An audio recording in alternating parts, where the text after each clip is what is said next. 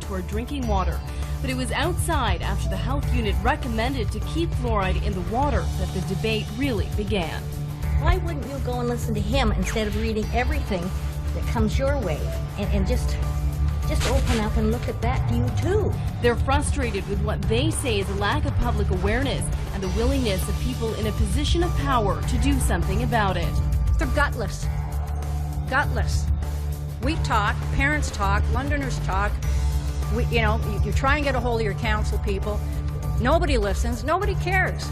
They're just going to go along with whatever they're told to do. Since 1967, fluoride has been added to city drinking water. Its main purpose is to prevent cavities and tooth decay, but opponents call the chemical toxic waste and say that children are especially vulnerable. In London, doses of fluoride in drinking water do not exceed 0.7 parts per million, but opponents say these guidelines are too broad. There's a very unbalanced support, and people are also scared that if they don't get fluoride, the teeth will fall out.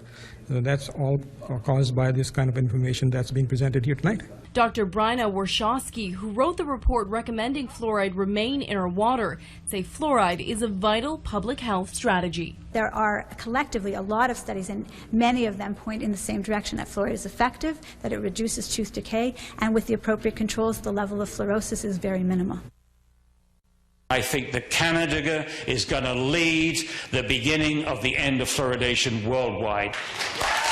Dr. Paul Connett headlined one of the city's first major events examining the dangers of fluoridated water.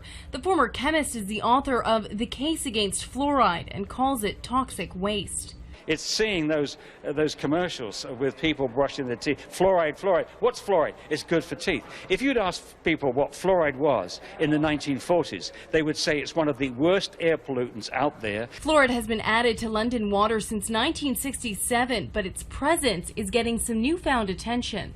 I never knew until a couple weeks ago, to be quite frank. And since then, I've been trying to figure out as much as possible.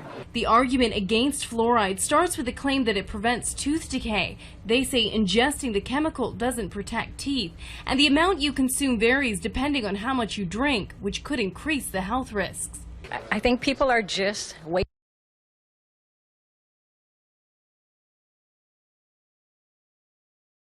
up. They're just waking up, maybe asking questions. There are skeptics who are here for more information. I mean, I've drank municipal water since I was born, and I haven't had any of these problems, and I've never known anyone to have any of these problems either. So it's interesting to see this debates all of a sudden come up.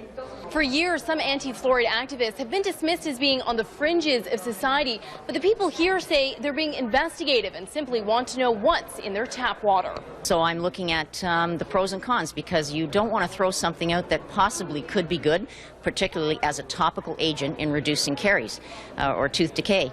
But I think we need to open our minds and investigate more. This was a chance to expose a new generation to a process that's been touted as one of the greatest public health achievements of the 20th century.